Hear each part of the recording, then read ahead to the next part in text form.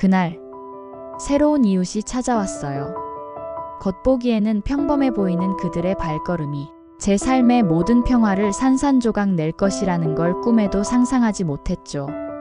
그 아이의 이름이 제 남편과 같다는 사실을 알았을 때 어렴풋한 불길함을 느꼈습니다.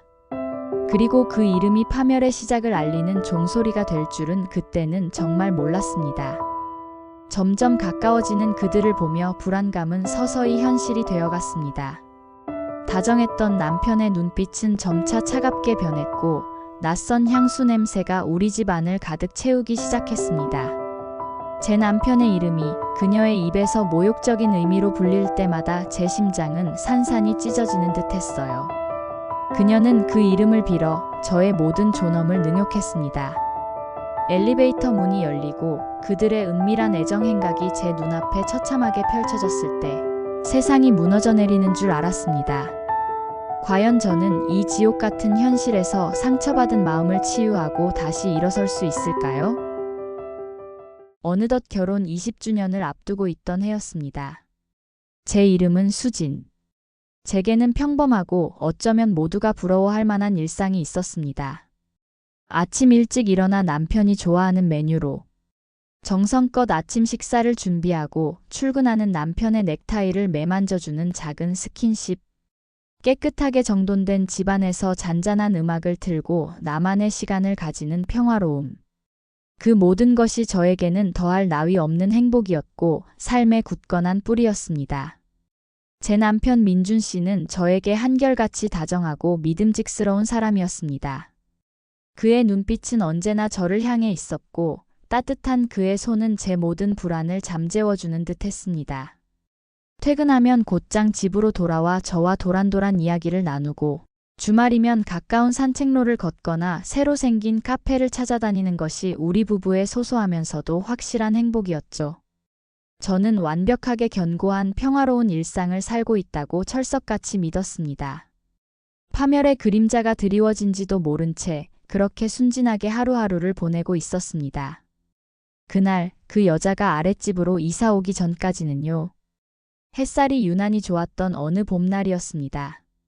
아파트 입구에 낯선 이삿짐 트럭이 들어섰고 분주하게 움직이는 이삿짐 센터 직원들 사이로 젊은 여인이 눈에 띄었습니다. 긴 생머리에 청순한 느낌의 하얀색 원피스를 입고 있는 그녀는 마치 그림처럼 예뻤습니다. 저는 이웃 간의 도리로서 먼저 다가가 가볍게 인사를 건넸습니다. 안녕하세요. 아랫집에 이사 오셨나 봐요? 저는 윗집에 사는 수진이에요. 제가 말하자 그녀는 환하게 웃으며 아, 네. 안녕하세요. 저는 김지연이에요. 잘 부탁드립니다. 하고 공손하게 인사했습니다. 그녀의 얼굴에는 티 없이 맑은 미소가 가득했지만 그 미소 너머 어딘가 모르게 미묘한 알 수 없는 당돌함이 엿보이는 듯도 했습니다. 너무나도 순수해 보여서 그저 제가 낯선 사람에게 가진 과도한 경계심이라고 스스로를 다독였습니다. 그저 피곤해서 착각했을 거라고 생각했죠. 그때는 몰랐습니다. 그 티 없는 미소가 얼마나 무서운 가면이었는지. 며칠 뒤 이삿떡을 들고 아랫집 문을 두드렸습니다. 지연 씨는 저를 반갑게 맞이해 주었고 거실에는 인형처럼 귀여운 남자아이가 장난감을 가지고 놀고 있었습니다. 아이의 맑은 눈망울은 천진난만함 그 자체였습니다. 지연 씨는 제게 아이의 이름을 알려주었습니다. 수진 씨 소개할게요. 우리 민준이에요. 그 말을 듣는 순간 제 심장이 쿵하고 저 아래로 곤두박질 치는 것 같았습니다. 민준이라니요. 제 남편의 이름과 한치의 오차도 없이 똑같은 이름이었습니다. 세상에 흔치 않은 이름이라고 생각해왔던 민준이라는 이름이 이곳에서 이 아이에게서 울려 퍼지다니. 순간 온몸에 싸늘한 기운이 맴돌았지만 저는 애써 아무렇지 않은 척 자연스러운 표정으로 미소 지었습니다. 어머, 정말요? 세상에, 제 남편 이름도 민준인데. 이름이 같아서 정말 신기하네요. 제가 마치 평범한 동명이인을 만난 듯 이야기하자 지연 씨는 해맑게 웃으며 말했습니다. 그때 그녀의 눈빛은 너무나 순수했고 웃음소리는 티 없이 맑았습니다. 하지만 지금에 와서 생각해보니 그 모든 것이 계산된 연극이었다는 사실이 저를 더욱 소름 끼치게 합니다. 제가 미처 알지 못했던 그녀의 진짜 얼굴이 그 순수함 속에 감춰져 있었던 것이지요. 그 이름은 이후 제 삶의 모든 것을 송두리째 뒤흔들어 놓을 잔인한 불씨가 될 줄은 꿈에도 상상하지 못했습니다. 모든 고통은 바로 그 순간부터 아주 천천히 그리고 잔인하게 시작되고 있었던 것이었습니다. 저는 그때 이미 파멸의 문턱에 들어서 있었던 것입니다. 아파트라는 공간은 참 좁았습니다. 그날 이후 저는 엘리베이터나 복도, 심지어 재활용 쓰레기를 버리러 가는 길에서도 아랫집 지연 씨와 그 아들 민준이를 마주치는 일이 잦아졌습니다. 처음에는 그저 우연이라 생각했습니다. 하지만 우연이 반복되면 필연이 되듯 그 만남들은 점점 묘한 기시감을 안겨주었습니다. 특히 아침 출근 시간에 남편과 함께 엘리베이터를 타려던 중 아들 민준이가 굳이 제 남편에게 안녕하세요, 민준 아저씨. 하고 큰 소리로 인사하는 일이 반복될 때면 저는 말로 형용할 수 없는 불쾌감에 휩싸였습니다. 남편은 멋쩍게 웃으며 아이의 머리를 쓰다듬어 주곤 했죠. 그때마다 지연 씨는 저를 똑바로 응시하며 마치 비밀스러운 코드를 공유하는 듯한 미묘한 웃음을 입가에 띄었습니다.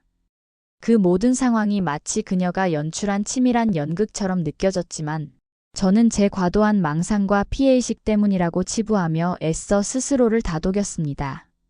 설마 그럴 리가. 수도 없이 되뇌었습니다.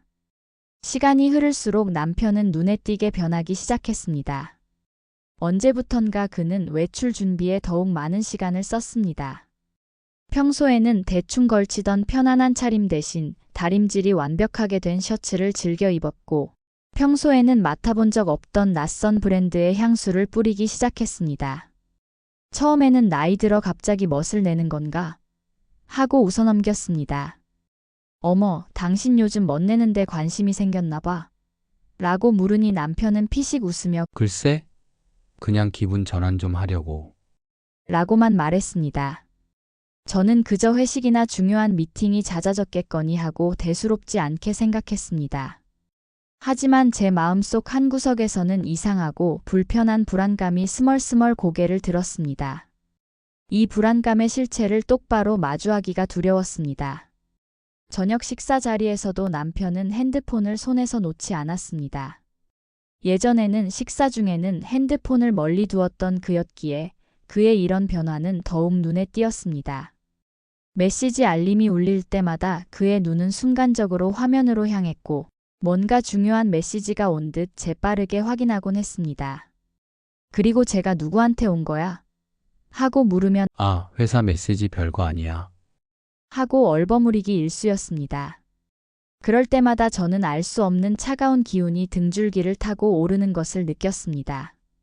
그의 말투와 표정에서 느껴지는 미묘한 거리감은 저를 더욱 초조하게 만들었습니다. 어느 날 밤 남편은 평소보다 훨씬 늦게 귀가했습니다. 밤늦게까지 이어진 회식이라고 했지만 문을 열고 들어서는 그에게서 술 냄새보다는 달콤하고 끈적한 여성용 향수. 냄새와 함께 알 수 없는 싸한 비누 냄새가 났습니다. 마치 다른 곳에서 샤워를 하고 온 듯한 느낌이었습니다. 제가 무슨 냄새냐고 묻자 남편은 아, 거래처 사람이 뿌린 향수 냄새인가 보지. 하며 얼버무리더니 피곤하다는 듯 서둘러 방으로 들어가 버렸습니다. 그의 어색한 변명은 오히려 제 의심을 부추겼습니다. 그날 밤 저는 한숨도 자지 못하고 뒤척였습니다. 저의 예민함 탓일까요? 아니면 이 불편한 직감이 불길한 사실을 알려주는 전조일까요? 불안감은 밤새도록 제 심장을 조여왔고 저는 눈을 감은 채로 새벽을 맞았습니다. 잠시 후 거실에서 작은 대화 소리가 들려왔습니다. 남편이 조용히 통화하는 소리였습니다. 저는 숨죽이며 귀를 기울였습니다. 그의 목소리는 평소 저와 이야기할 때보다 훨씬 부드럽고 다정했습니다. 마치 비밀스러운 연인과 이야기하듯 민준아, 걱정 마.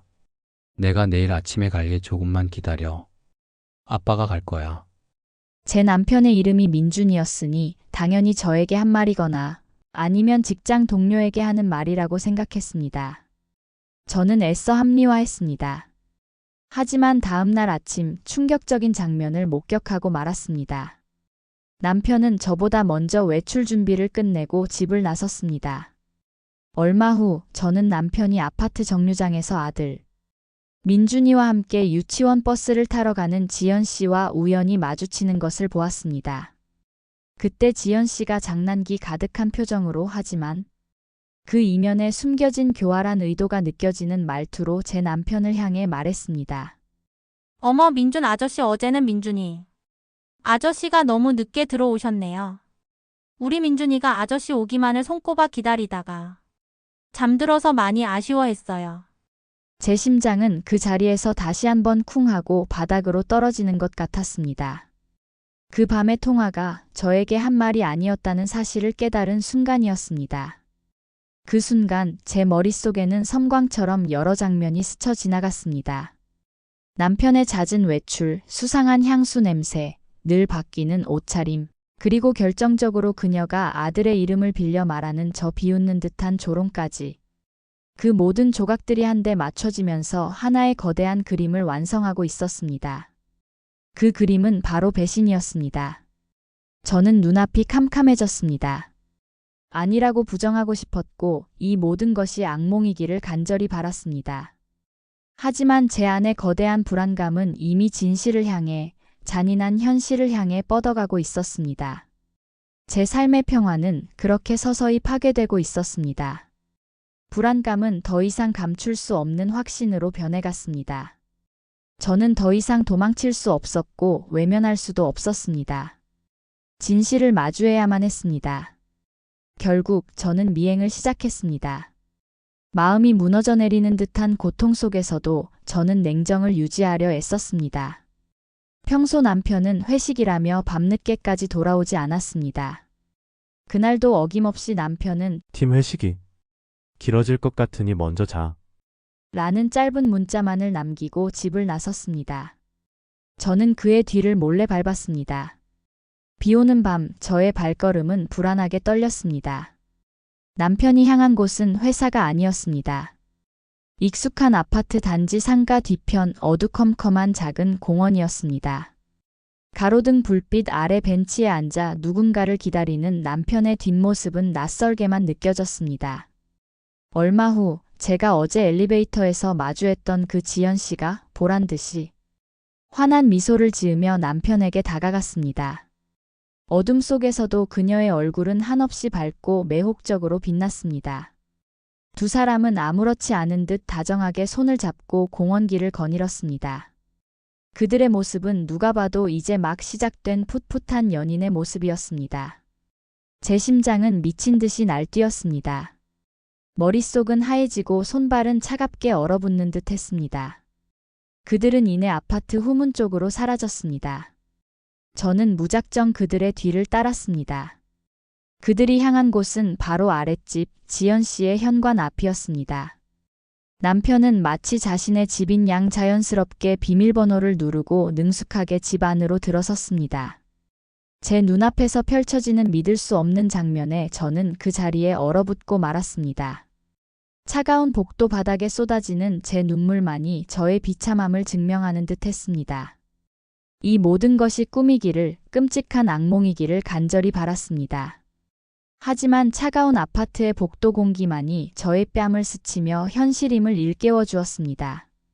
이때부터 지연 씨의 행동은 더욱 노골적이고 교활하게 변해갔습니다. 마치 제가 모든 것을 알고 있다는 사실을 알고 있는 듯 그녀는 저를 향한 심리전을 펼치기 시작했습니다. 아침 엘리베이터 안에서 아들 민준이를 등에 업은 채 남편의 귓가에 대고 마치 비밀스러운 연인처럼 속삭이듯 말했습니다. 민준이 아저씨, 오늘도 힘내세요.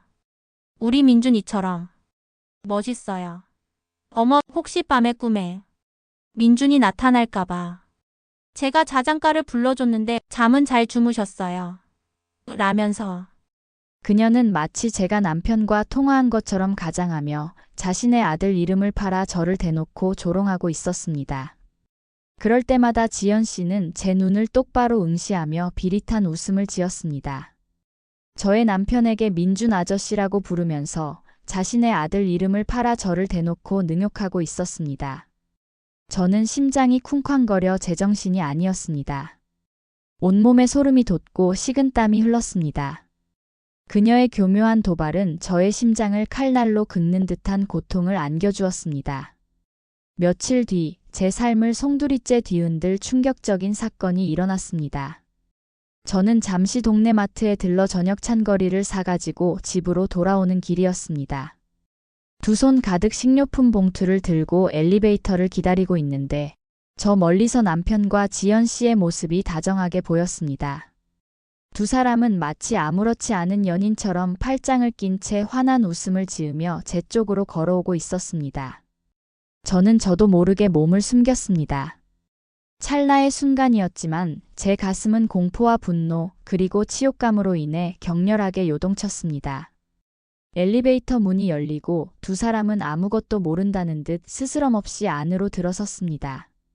그리고 제 눈앞에 펼쳐진 광경은 차마 말로 표현할 수 없는 충격 그 자체였습니다. 엘리베이터 문이 닫히자마자 남편과 지연 씨는 마치 기다렸다는 듯이 서로를 끌어안고 격렬하게 입을 맞추기 시작했습니다. 좁은 엘리베이터 안 폐쇄된 공간에서 그들의 몸은 너무나도 밀착되어 있었고 희미한 조명 아래서 그들의 은밀한 애정 행각은 마치 한 편의 추악한 드라마 같았습니다. 지연 씨의 손은 남편의 옷깃을 움켜쥐었고 남편은 그녀의 허리를 감싸 안으며 달콤하고도 섬뜩한 속삭임이 오고 갔습니다. 그들의 숨소리마저 제 귀에는 너무나 선명하게 들렸습니다. 그 순간 저는 무의식적으로 엘리베이터 호출 버튼을 눌렀습니다. 띵동 하는 소리와 함께 엘리베이터 문이 다시 열렸고 그들은 저를 발견하고 화들짝 놀라며 마치 불에 데인 듯 서로에게서 떨어졌습니다. 제 남편의 얼굴은 공포와 경악으로 새하얗게 질렸고 지연 씨는 당황한 기색도 잠시 이내 그녀 특유의 섬뜩하고 비릿한 미소를 지으며 마치 승리라도 한 듯 말했습니다. 어머, 민준 씨 부인 아니세요? 여기서는 또 이렇게 만나네요. 정말 우연치고는 너무하네요. 그렇죠? 아니, 민준 씨? 너무 당황한 표정 아니세요?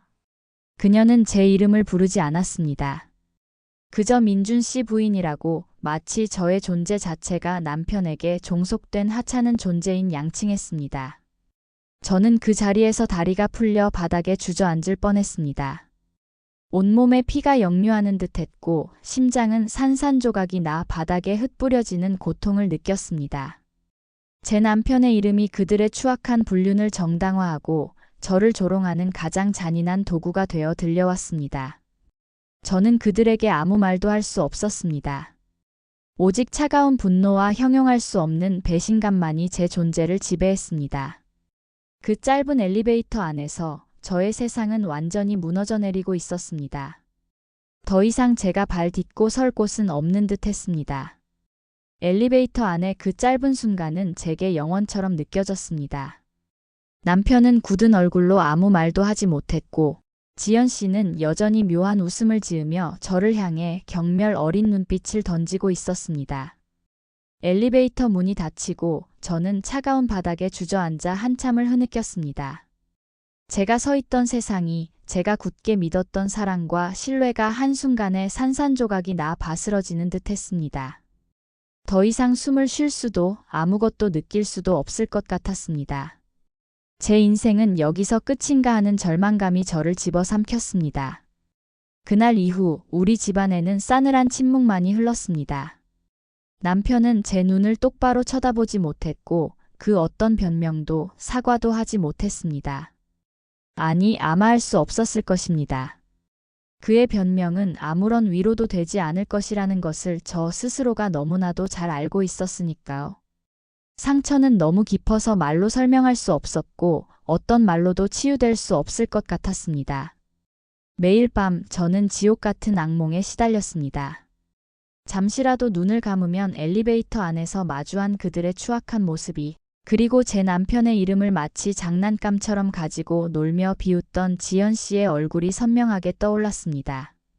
그들이 제 남편의 이름을 불렀던 방식은 저를 가장 깊숙한 곳에서부터 갉아먹는 날카로운 칼날이었습니다. 그들의 시선, 그들의 웃음, 그들의 숨소리마저 저의 모든 감각을 마비시키는 듯 했습니다. 저는 침묵 속에서 서서히 죽어가고 있었습니다. 하지만 어느 날 새벽녘 저는 문득 거울 속에 비친 저의 초라하고 메마른 모습을 보았습니다. 제가 이렇게 무너져 내리면 남편의 이름으로 능욕당했던 저의 모든 시간, 저의 모든 고통이 아무 의미 없는 것이 될 것이라는 생각이 들었습니다. 제 인생은 이렇게 허무하게 끝나서는 안 되는 것이었습니다. 저는 며칠 밤낮으로 치열하게 고민했습니다. 그들과 싸워봤자 남는 것은 더 큰 상처뿐이라는 것을 알았습니다. 이제는 제가 저를 지켜야 할 때였습니다. 모든 것을 되돌릴 수는 없지만 저의 상처받은 마음을 치유하고 제 삶을 다시 세우는 일은 오직 저의 몫이라는 것을 깨달았습니다. 저는 더 이상 누구에게도 의지하지 않고 오롯이 저 스스로의 힘으로 일어서야 했습니다. 남편에게 저는 차분하고 단호하게 이별을 고했습니다. 제 목소리는 놀랍도록 차분했고 흔들림 없었습니다. 민준 씨, 이제는 그만해요. 이 관계는 여기서 끝이에요. 더 이상 당신의 이름도, 이 아파트도, 그리고 이 모든 고통스러운 기억도 공유하고 싶지 않아요. 이제는 나를 찾고 싶어요. 그는 아무 말도 할 수 없었습니다. 그의 얼굴에는 죄책감인지 후회인지 모를 복잡한 감정들이 스쳐 지나갔지만 저는 더 이상 그의 표정에 흔들리지 않았습니다. 저에게는 제가 되찾아야 할 존엄성이 있었고 새롭게 시작해야 할 삶이 있었습니다. 제가 이 비극 속에서 얻은 깨달음은 단순한 배신감을 넘어선 것이었습니다. 이 아파트에서의 생활은 더 이상 저에게 보금자리가 될 수 없었습니다. 저는 망설임 없이 떠나기로 결심했습니다. 지연 씨의 아들 이름과 같아 끔찍했던 남편의 이름, 그 이름에 얽힌 모든 고통스러운 굴레를 끊어내고 싶었습니다. 앞으로의 삶은 제가 직접 개척해 나갈 것입니다. 때로는 힘들고 고통스럽겠지만 저는 다시 일어설 것입니다. 그리고 진정으로 수진이라는 저의 이름을, 저의 삶을 찾아 나설 것입니다. 제가 온전히 저 자신이 되는 그날을 향해 한 발짝씩 나아갈 것입니다. 이것이 제가 겪은 너무나 아프고도 잔인했던 이야기입니다. 여러분의 이름은 무엇인가요? 그리고 그 이름만큼 소중한 여러분의 삶은 지금 어떤가요? 저의 이야기가 여러분에게 작은 용기라도 전해지기를 바라며 길고 긴 저의 이야기 귀 기울여 들어주셔서 진심으로 감사합니다.